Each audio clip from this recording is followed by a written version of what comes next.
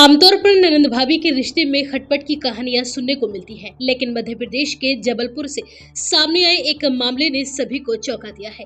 यहाँ एक ननंद अपनी ही भाभी की खूबसूरती पर फिदा हो गई और दोनों के बीच इश्क परवान चढ़ गया। हालात ऐसे बने कि ननंद और भाभी अपने घर परिवार को छोड़कर रफू चक्कर हो गई। दरअसल मामला अमरपाटन इलाके का है। यहाँ आशुतोष नाम के एक युवक ने करीब 7 साल पहले संध्या से लव मैरिज की थी।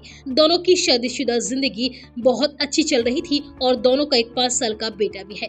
इसी दौरान आशुतोष अपने बच्चे की पढ़ाई के सिलसिले में पत्नी समेत जबलपुर में शिफ्ट हो गया। जबलपुर में घर पर आशुतोष की ममेरी बहन यानी पत्नी की ननंद मानसी का आना जाना लगा रहता था और ननंद भाभी में काफी बातचीतें भी होती थी।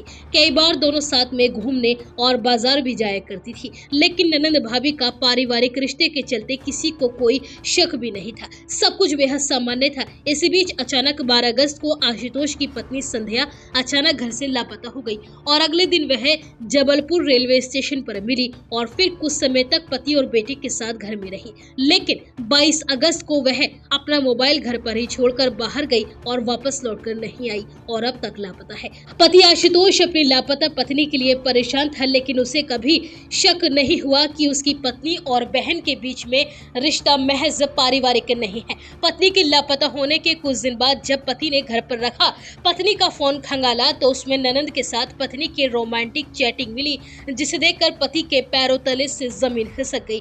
जिसके बाद पति ने अपनी पत्नी को ढूंढकर लाने की पुलिस से गुहार लगाई। इस मामले में एएसपी सूर्यकांत शर्मा ने बताया कि पीड़ित पति की ओर से जबलपुर ग्रामीण के घूमापुर थाने में एफआईआर दर्ज करा दी गई है, क्योंकि पत्नी अपने साथ फोन लेकर नहीं गई है, इसलिए लोकेशन ट्रेस करने में समस्या खड़ी हो रही है। हालांकि कुछ तकनीकी साक्ष्य पुलिस को मिले हैं, जिसके आधार पर लापता पत्नी की तलाश की जा रही है और जल्द ही दोनों को ढूंढकर वापस लाया जाएगा।